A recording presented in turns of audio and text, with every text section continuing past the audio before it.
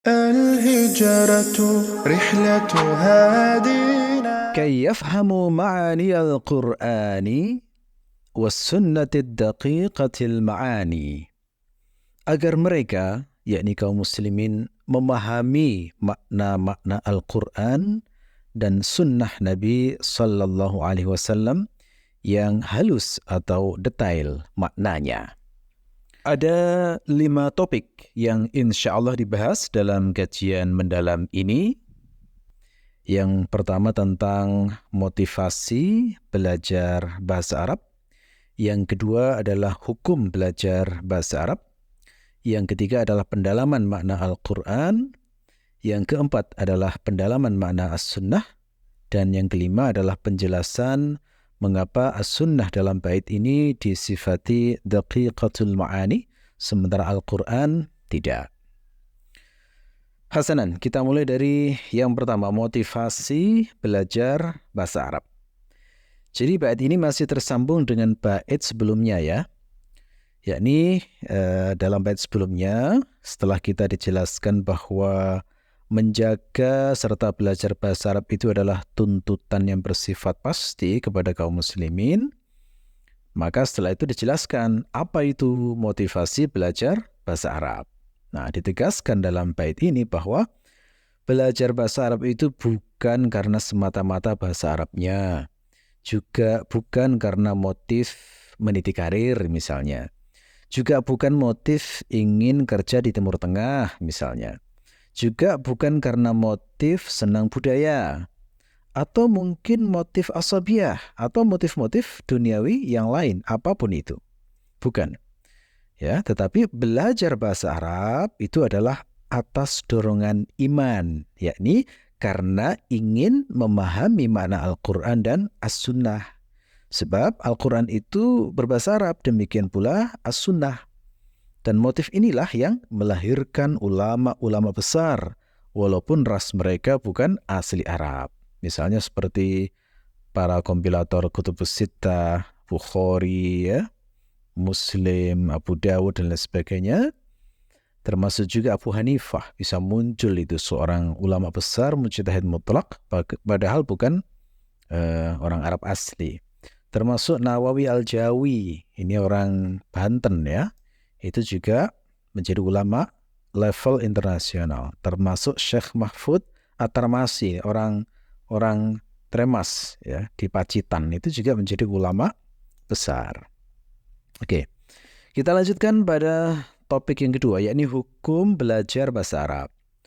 Hukum belajar bahasa Arab adalah fardu ain jika untuk menjalankan kewajiban-kewajiban syariat yang dibebankan kepadanya, dan fardu kifayah jika untuk melaksanakan kewajiban-kewajiban kifayah. Jadi yang jelas sudah dipastikan hukumnya wajib, ya, bukan sunnah belajar bahasa Arab itu. Hukumnya wajib. Cuma wajib ini nanti ada 2 macam. Ada yang sifatnya fardu ain, ada yang fardu kifayah.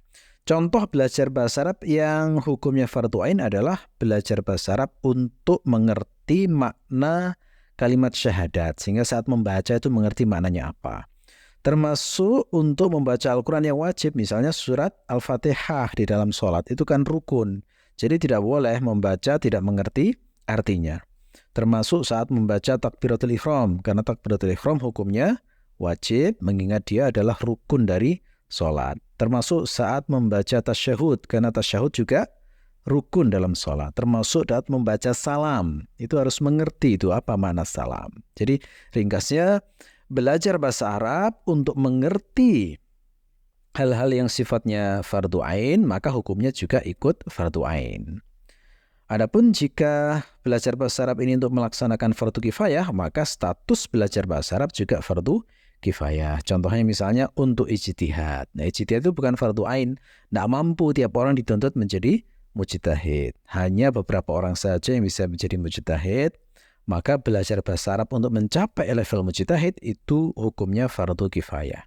Termasuk menjadi mufassir, menjadi ahli hadis, untuk berdakwah, untuk amar ma'ruf nahi mungkar, untuk jihad, untuk menerapkan Islam dalam konteks negara dan lain-lain.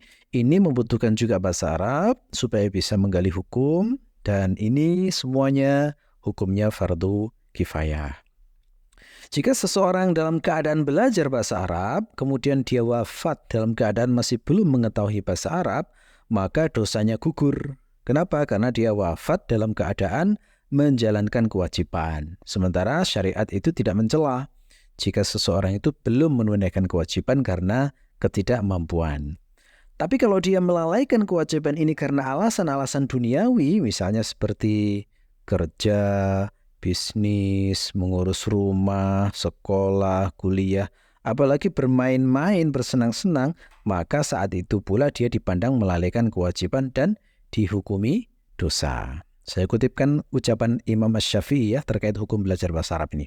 Tertulis dalam kitab Ar-Risalah halaman 48, beliau mengatakan, فَعَلَى كُلِّ مُسْلِمْ أَنْ يَتَعَلَّمَ مِنْ لِسَانِ الْعَرَبِ مَا بَلَغَهُ جُهْدُهُ حَتَّى يَشْهَدَ بِهِ أَنْ لَا إِلَهَ إِلَّا اللَّهُ وَأَنَّ مُحَمَّدًا عَبْدُهُ وَرَسُولُهُ وَيَتْلُو بِهِ كِتَابَ اللَّهِ وَيَنْطِقُ بِالذِّكْرِ فِيمَا افترض عليه من التكبير وأمر به من التسبيح والتشهد وغير ذلك وما ازداد من العلم باللسان الذي جعل الله لسان من ختم به نبوته وأنزل به آخر كتبه كان خيرا له. Setiap muslim wajib mempelajari bahasa Arab semaksimal mungkin hingga dia bisa bersaksi bahwa tidak ada ilah selain Allah dan Muhammad adalah Rasulullah. Juga agar bisa membaca kitab Allah, mengucapkan lafaz zikir yang diwajibkan kepadanya seperti takbir, dan yang diperintahkan kepadanya seperti tasbih, tasyahud, dan yang lainnya. Pengetahuan bahasa Arab yang dengannya Allah menjadikan bahasa untuk menutup Nabi, dan dengannya pula Allah menurunkan kitab terakhirnya, yang lebih dari hal itu adalah kebaikan untuknya. Hasanan, sekarang kita lanjutkan ke topik yang ketiga, yakni pendalaman makna Al-Quran. Sebelumnya sudah dibahas bahwa Al-Quran itu definisinya adalah Al-Kalamul Munzal ala Sayyidina Muhammadin al-muta'abbadu bitilawatihi al-mutahadda biaqsari suratin minhu. Firman Allah yang diturunkan kepada penghulu kita, Nabi Muhammad sallallahu alaihi wasallam, yang membacanya dinilai ibadah dan keindahan sastranya ditantangkan kepada seluruh umat manusia untuk ditiru walaupun dengan surat terpendek darinya. Nah, firman yang disandarkan kepada Allah itu sebenarnya ada 3 macam. Yang pertama adalah yang diwahyukan kepada nabi-nabi sebelum Nabi Muhammad sallallahu alaihi wasallam, misalnya seperti Taurat, Zabur, Injil, Suhuf Ibrahim dan lain-lain. Nah, ini wajib diimani keberadaannya. Hanya saja kitab-kitab yang saat ini ada di kalangan ahli kitab itu statusnya diragukan apakah kalamullah murni ataukah sudah tercampur dengan tangan manusia. Karena itu perintah Nabi terkait Israiliyat itu adalah jangan mempercayai dan jangan mendustakan. Artinya apa? Kita berarti diperintahkan bersikap kritis, yang sesuai ajaran Islam diterima, yang bertentangan ditolak.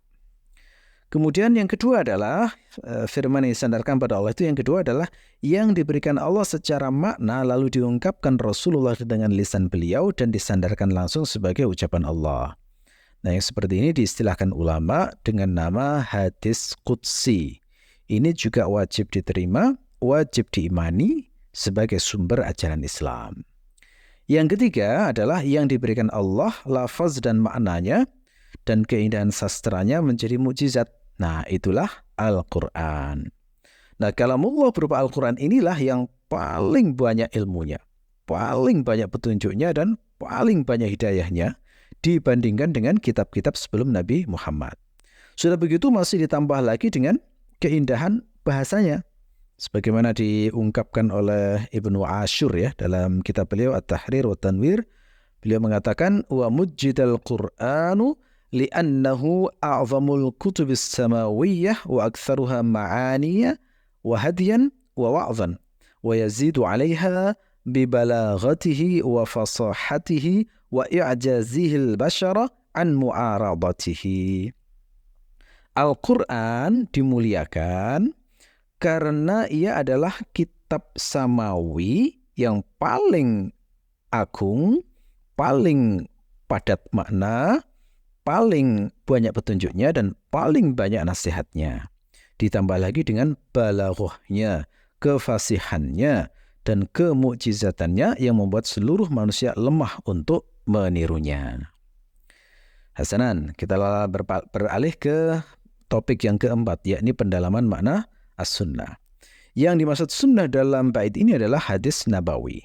Nah, di sini patut dicatat, kalau disebut makna sunnah, itu ada 4 maknanya sebenarnya. Yang pertama, kalau sunnah disebut dalam bidang usuluddin atau akidah, maka sunnah berarti lawan dari bid'ah. Ya, sesuai sunnah berarti sesuai dalil syar'i, tanpa membedakan apakah itu dalil dari Al-Quran ataukah hadis. Kalau sesuatu disebut bid'ah, artinya berarti diambil dari hawa nafsu, tidak bersumber dari wahyu atau yang difahami dari wahyu. Misalnya ada orang yang mengatakan jalan selamat adalah jalan ahlus sunnah. Nah, sunnah dalam ucapan ini mengambil pengertian dalam bidang usuluddin atau hadis. Dalam konteks tertentu, sunnah itu kadang lebih spesifik dimaksudkan sebagai lawan dari Syiah. Nah, penggunaan istilah ini meskipun sebenarnya masih terkait bahasan akidah dan bid'ah, tapi lebih sempit lagi maknanya. Karenanya istilah sunni akhirnya dikontraskan dengan syi'i atau syiah. Nah, ini yang pertama ya. Yang kedua, penggunaan istilah sunnah dalam bidang usul fikih. Nah, kalau sunnah dalam usul fikih itu maknanya adalah dalil level kedua setelah Al-Quran. Yakni qaul atau ucapan, fi'il atau perbuatan, dan takrir sikap diam dari Nabi Muhammad sallallahu alaihi wasallam. Misalnya ada orang yang mengatakan, dalam menentukan hukum Islam, kita wajib menjadikan Al-Quran dan As-Sunnah sebagai sumber hukum. Nah, ini berarti sunnah dipakai dalam pembicaraan usul fikih. Yang ketiga adalah penggunaan sunnah dalam bidang hadis. Nah, sunnah dalam bidang hadis itu bermakna semua hal yang disandarkan pada Nabi, baik qaul, fi'il, takrir, sirah, sifat khalqiyah, sifat khuluqiyah, dan lain sebagainya. Pokoknya kata kuncinya semua hal yang disandarkan pada Nabi. Nah, itu masuk dalam bidang hadis ya. Misalnya ada orang yang mengatakan hakikat riwayat adalah menukil as-sunnah. Nah, ini berarti menukil semua hal yang dari Nabi, bukan hanya ucapan, perbuatan, dan takrir, tapi juga bagaimana akhlak Nabi, termasuk juga sifat-sifat fisik Nabi, rambutnya bagaimana, wajah beliau bagaimana, dan lain sebagainya. Adapun yang keempat adalah penggunaan sunnah dalam bidang fikih. Nah, kalau dalam bidang fikih, istilah sunnah itu bermakna perbuatan baik yang diperintahkan, tetapi tidak bersifat keras dan tidak dicela jika ditinggalkan. Ya, jadi sunnah di sini bermakna status perbuatan yang lebih longgar daripada wajib atau fardu. Jika dikerjakan dipuji, dan jika tidak dikerjakan maka tidak dicela. Misalnya ada orang yang mengatakan, hukum puasa Daud adalah sunnah. Nah, ini berarti sunnah dalam istilah fikih. Hasanan. Kita berpindah ke topik yang kelima, penjelasan mengapa sunnah Nabi disifati daqiqatul ma'ani. Nah, sunnah Nabi disifati daqiqatul ma'ani sementara Quran tidak. Alasannya adalah karena Al-Quran itu sudah jelas mengandung banyak makna halus. Karena ia lafalnya langsung dari Allah dan menjadi mukjizat. Jadi pasti padat ilmu. Nah, saking padatnya ilmu yang terkandung dalam Al-Quran itu sampai ada pernyataan begini. Ar-Razi itu pernah mengatakan terkait padatnya ilmu dalam surat Al-Fatihah. Beliau itu sampai pernah mengatakan secara mubalaghah bahwa dari surat Al-Fatihah itu bisa dikali 10.000 pembahasan. Ya, Ar-Razi berkata dalam Mafatihul Ghaib, "I'lam annahu marra 'ala lisani fi ba'dil awqat anna hadhihi as-suratal karimah yumkinu an yustanbata min fawaidiha wa nafaistiha 10,000 mas'alah." Ketahuilah, saya pernah mengatakan dalam beberapa kesempatan bahwa surat yang mulia ini bisa dikali 10.000 pembahasan dari kandungan dan ilmu-ilmunya yang berharga. Nah, ini Quran. Beda dengan hadis. Nah, hadis itu ada potensi persangkaan bahwa hadis itu tidak memiliki kandungan makna halus seperti Quran. Ini keliru. Kenapa? Karena hadis Nabi itu juga wahyu. Walaupun lafaznya dari Nabi, tapi tetap bisa dipastikan bahwa itu adalah wahyu dari Allah. Lagi pula Rasulullah juga pernah bersabda bahwa beliau itu diberi anugerah Allah bisa mengeluarkan kata-kata yang padat, efektif, dan efisien. Istilahnya jawami'ul kalim. Ini menunjukkan lafaz Nabi sekalipun juga atas bimbingan Allah. Oleh karena itu, hadis secara pasti juga mengandung makna-makna halus yang bisa difahami oleh orang yang memiliki kapabilitas memahaminya. Yakni tentu saja mujtahid mutlak. Nah, mujtahid mutlak itu luar biasa. Mampu memahami hal-hal yang tidak bisa difahami oleh orang biasa. Hanya dari 1 atau 2 hadis saja, itu mujtahid mutlak itu bisa menggali sampai 100 pembahasan cabang yang bertahan pemahamannya hingga hari ini tanpa ada yang bisa mengkritiknya. Ya, gitu ya. Secara implisit, lafaz daqiqatul ma'ani dalam bait ini sekaligus menekankan bahwa tujuan serius belajar bahasa Arab itu adalah untuk memahami makna detail dan makna halus dari Al-Quran dan As-Sunnah. Sebab tidak mungkin bisa memahami detail-detail dan makna tersembunyi Al-Quran serta hadis jika tidak belajar bahasa Arab dan memahaminya dengan baik. Sebagaimana kata As-Suyuti dalam syarah Alfiyahnya, ya, saya bacakan pernyataan beliau. Beliau mengatakan, وَقَدْ اتَّفَقَ الْعُلَمَاء عَلَى أَنَّ النَّحْوَ يُحْتَاجُ إِلَيْهِ فِي كُلِّ فَنٍّ مِنْ فُنُونِ الْعِلْمِ لَا سِيَّمَا التَّفْسِيرُ وَالْحَدِيثُ فَإِنَّهُ لَا يَجُوزُ لِأَحَدٍ أَنْ يَتَكَلَّمَ فِي كِتَابِ اللَّهِ تَعَالَى وَسُنَّةِ رَسُولِهِ صَلَّى اللَّهُ عَلَيْهِ وسلم حتى يكون مليا بالعربية لأن القرآن عربي ولا تفهم مقاصده إلا بمعرفة قواعد العربية وكذلك سنة رسول الله صلى الله عليه وسلم. Para ulama telah bersepakat bahwa ilmu nahwu itu dibutuhkan untuk setiap bidang ilmu syar'i, terutama tafsir dan hadis. Sebab tidak boleh seorang pun berbicara tentang kitabullah dan sunnah Rasulullah hingga dia menguasai bahasa Arab. Karena Al-Quran itu berbahasa Arab dan tidak mungkin difahami maksud-maksudnya kecuali dengan mengetahui kaidah-kaidah bahasa Arab. Demikian pula sunnah Rasulullah.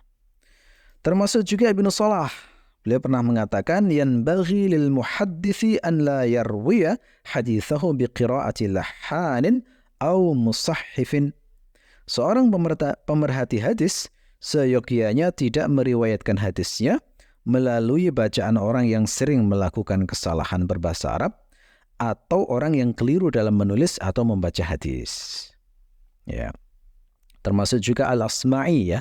Saya bacakan riwayatnya. An Abi Dawud As-Sinji qala sami'tu Al-Asma'i yaqul inna akhwafa ma akhafu 'ala talib al-'ilmi idza lam ya'rif an-nahwa an yadkhula fi jumlati qawli an-nabiy sallallahu alaihi wasallam man kadzaba 'alayya falyatabawwa maq'adahu minan nar li'annahu sallallahu alaihi wasallam lam yakun yalhanu famahma rawaita anhu wa lahanta fihi kadzabta 'alaihi.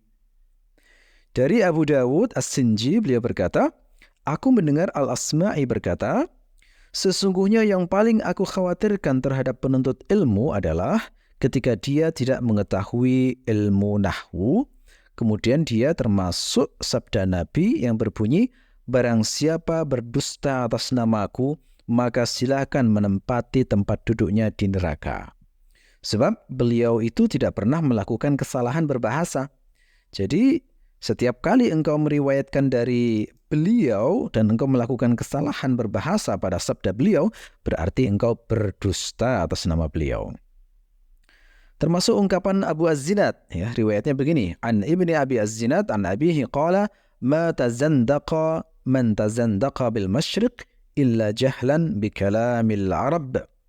Dari Ibnu Abi Az-Zinad, dari ayahnya, beliau berkata, tidaklah orang-orang yang berada di timur itu menjadi zindiq kecuali karena mereka jahil dengan bahasa Arab.